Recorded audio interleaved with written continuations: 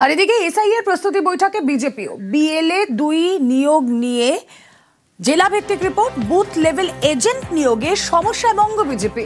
CA ক্যাম্পের কাজ নিয়ে আলোচনায় বঙ্গ বিজেপি। কি আলোচ্য বিষয় এই বৈঠকে জানবো, সুস্মিতা রয়েছেন সঙ্গে। সুস্মিতা, একদিকে যখন তৃণমূল কংগ্রেস তারা এসআইআর নিয়ে দফায় দফায় বৈঠক সারছেন, ভার্চুয়ালি বৈঠক সারছেন, ঠিক তখনই বিজেপির তরফ থেকেও তারা পিছিয়ে নেই। বিজেপির তরফ থেকে বৈঠক সংগঠিত হচ্ছে। কিছুদিন আগেও দেখা গিয়েছিল এই এসআইআর ইস্যু নিয়ে বৈঠকে বসেছে বঙ্গ, একেবারে বড় পরিসরে আজ তারা বৈঠকে বসেছে।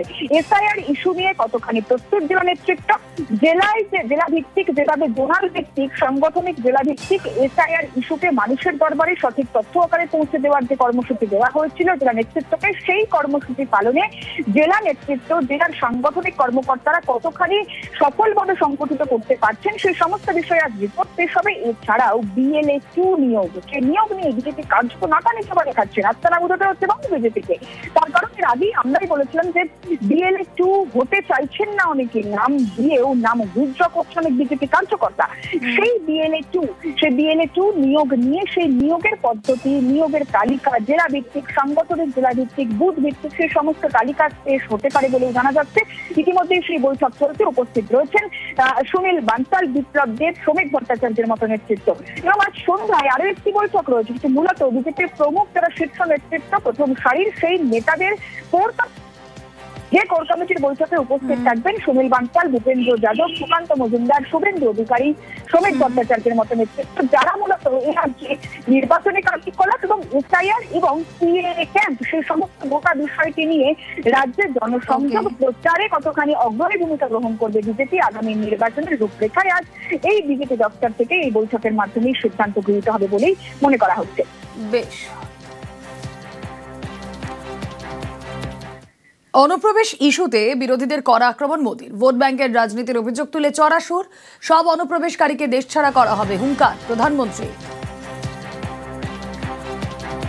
वोट बैंक की राजनीति के लिए राष्ट्र की सुरक्षा को जानबूझकर खतरे में डाला गया।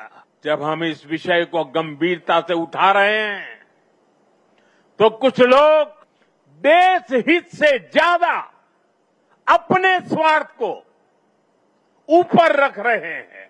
ये लोग घुसपैठियों को अधिकार दिलाने के लिए राजनीतिक लड़ाई लड़ रहे हैं।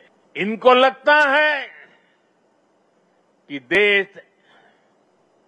एक बार टूट गया, आगे भी टूटता रहे।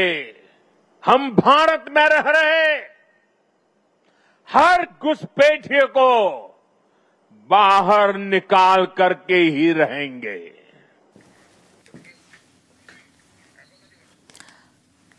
इस विषय को गंभीरता से একতা দিবসের মঞ্চ থেকে কংগ্রেসকে নিশানা মোদী। সর্দার বল্লভভাই প্যাটেল থেকে আম্বেদকর ও নেতাজি প্রসঙ্গ তুলে কড়া আক্রমণ প্রধানমন্ত্রীর।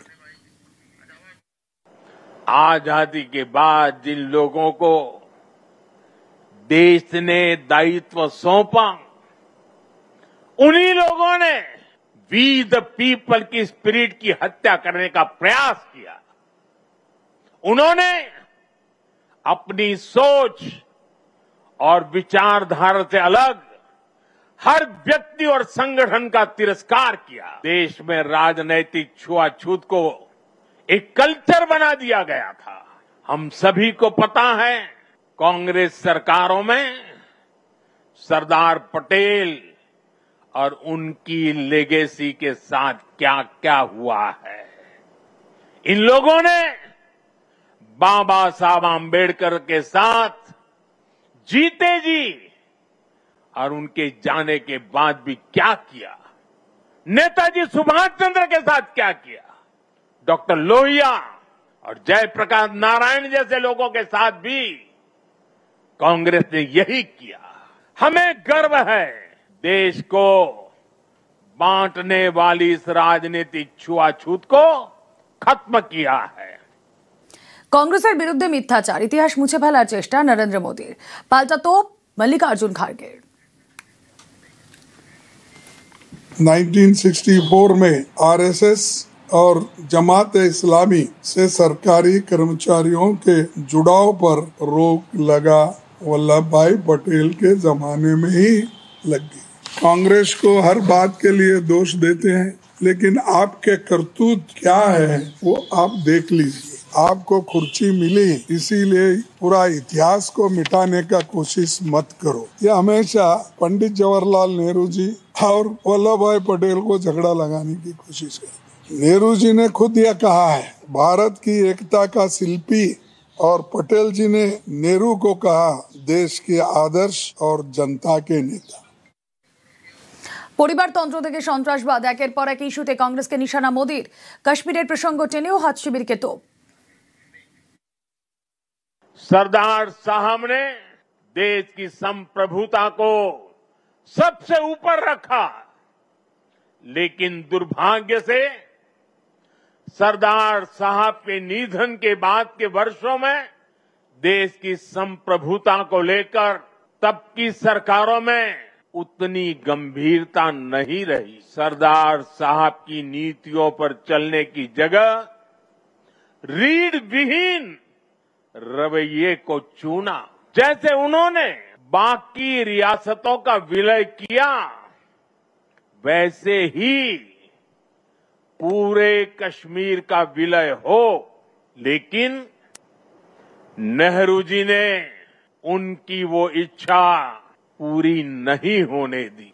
कश्मीर को अलग संविधान और अलग निशान से बांट दिया गया। कांग्रेस की लचर नीतियों के कारण कश्मीर का एक हिस्सा के अवैध कब्जे में चला गया। पाकिस्तान ने आतंकवाद को हवा दी। कांग्रेस हमेशा आतंकवाद के आगे नतमस्तक रही। आज कश्मीर आर्टिकल 370 की जंजीरों को तोड़कर पूरी तरह मुख्य धारा से जुड़ चुका है। आज पाकिस्तान और आतंक के आकाओं को भी पता चला है कि भारत की असली ताकत क्या है। ऑपरेशन सिंदूर में पूरी दुनिया ने देखा है, आज अगर कोई भारत पर आंख उठाता है तो भारत घर में घुसकर मारता है। हर बार भारत का जवाब पहले से बड़ा होता है, पहले से ज्यादा निर्णायक होता है। ये भारत के दुश्मनों के लिए एक संदेश भी है। ये लौह पुरुष सरदार पटेल का भारत है। ये अपनी सुरक्षा और सम्मान से कभी भी समझौता नहीं करता है।